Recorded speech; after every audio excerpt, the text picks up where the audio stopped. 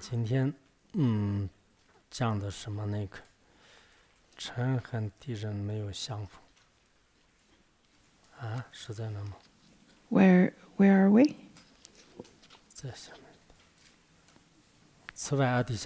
Furthermore, Lord Atisha said, attachment to anything whatsoever should be abandoned. One should remain free from attachments. Because of attachment, the blissful realms are not attained. Attachments also cut through the life force of liberation. If one were to have attachment, then one would not be able to be reborn in the higher realms, neither the possibility of attaining liberation. And dear friends, all sense pleasures are like drinking salty water. You will never feel satisfied. Therefore, please be content. Indeed, the more you have sense pleasure, you would attach more to that pleasure. And it's just like drinking salty water. The more salty water you drink, the more you would crave. And the supreme sign of success is that desires diminish. Lots of people would say that they started to have the sign of warmth in their experience. They would say that, oh, I've seen the deity that I practice, or I have come to the realization of Mahāti. But all of those so-called experiences, if you were to genuinely have them, then the supreme sign of it is to have the desires diminished, to have less and less desires. So whenever people would say that they have lots of insights, then you should make observation of that person's desire. The more desire they have, you would be sure that the person has not attained much of the realization yet. So desire is really like a mirror that could reflect your genuine experience or not. I've met some genuine practitioners. They indeed do not have much attachment or aggression. And later, when I asked others about their impression of those practitioners, and others would also say the same, I've never seen this person arguing with anyone or have any afflictions. And that is the sign of successful practice. That is the sign of eradication of all the preceding desires and aggressions. This would be really good. There was once a Brahmin, Zakan, and there was a story of him included in the words of my perfect teacher. It says that whenever he generates the vicious mind, he would put a black pebble, and then whenever he generates a virtuous thought, then he would put a white pebble. Using this method, he would be able to making observation of his thoughts. And then Puchonwa also explained the happiness that comes from abandoning desire is more intense than the one that is based on desire. This is indeed true. Scratching the itchy parts could be quite pleasant, but what's more pleasant is without an itch to begin with. So over here it says that once the person who has abandoned the desire, then that is, the happiness is more intense than the one that is based on desire. Now that you have already ordained, and I'm not sure how many times you've cried after being ordained, and how many times you've actually cried because of desire, because from other people's eyes, how pitiful that you are currently a monastic. You do not have hair, you do not have love, you do not have any way out. You're probably the most painful and suffered person in this world. But they would not know. Once you enter into the spiritual world of a monastic, a genuine monastic, then the happiness the monastic has is far surpassed that of the others. So over here, Potowa explained further, saying that because of yearning after pleasure, after ever feeling satisfied, there is nothing to experience but the suffering of the lower realms and samsara. Karagpa said the following: desire does not allow you to rise above samsara. Therefore, if you do not regard desire as a fault, you will have gone astray. Nowadays, the Westerners would think that desire is really important because without desire, there is no passion, there is no progression, there is no development.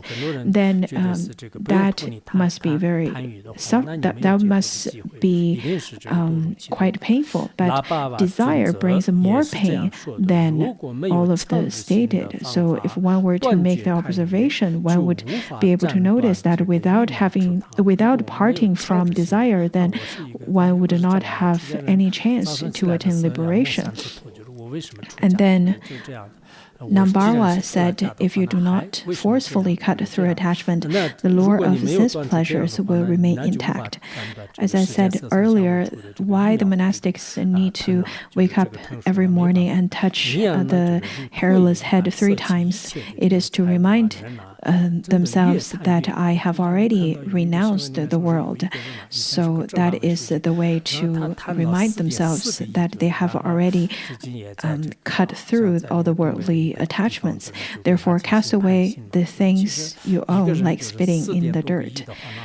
The other day, I watched news saying that some high authorities from the northeastern region of China embezzled about 400 million RMB, and he got sentenced for that. I think nowadays it's all millions, hundreds of millions of RMB that people would embezzle and people would take the briberies, even for the celebrities. Whenever it comes to giving them penalties, it comes to hundreds of millions and even billions of RMB.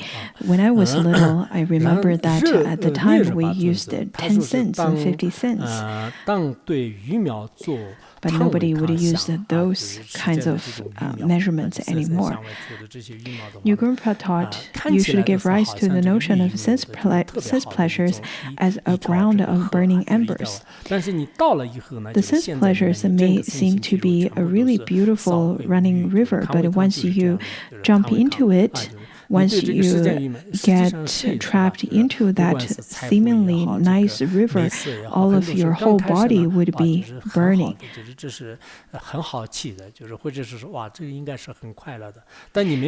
Similarly, when it comes to the worldly pleasures, it may seem to be really wonderful. Let it be wealth or beauty, whatever it may be.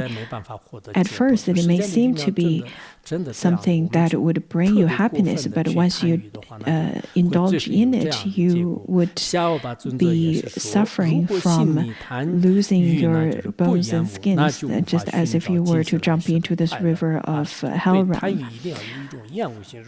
Shabopa also explained that if you do not turn your mind away from desires, there will be no way to find happiness in this life and in the next. If you turn your mind away from desires, you will not need to look for happiness. Well, if you turn your mind away from desire, you would naturally have happiness. You don't even need to look for it anymore. However, in the worldly sense, we were educated that desire is the most happiest thing. Those were the influence and education we received from media, from the propaganda, or from whatever the school would teach us. Nowadays, people would get divorced and married again, and then divorced and remarried again, because they really try to look for happiness within love relationship, just as how the media would teach it, or would then spread that information, that idea. So when one person does not provide happiness that they desire, then they would try to find another person that may provide happiness to themselves. But doesn't matter how many people how many spouses they exchange, they would not be able to find happiness that they have in their idealistic thoughts. And when you are able to reverse the manifold desirous state of mind, this then is the one set of happiness. Furthermore, from the Bodhisattva himself, if you are attached to wealth, property, relative, retinue, servants, and so forth, you're like an elephant sinking into the mud. Some people would seek and attach to wealth and to property, to various kinds of things. But then if you were to attach to any of those, you would be just like an elephant sinking into the mud. And all of those things you desire would be luring you into that mud pond. And if your mind is simply content with whatever you possess, then your body will be relaxed and your mind blissful, while steady reflection and meditation will increase. When free from torment of hoarding, guarding, and losing, and endowed with contentment, then even the beggar is rich. In this way, you would be very happy with whatever you have. Even if you don't have any money, you would still be rich. In this way, Gyaltsen Tokme himself trained in having few desires and being content.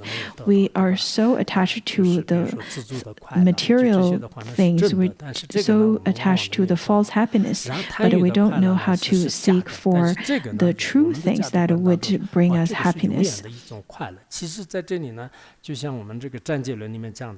According to the Shastra of praising the precepts, the perfect vows, it says that the happiness that is even as short as one moment, sometimes it is obtained by giving up a lot to seek for that happiness.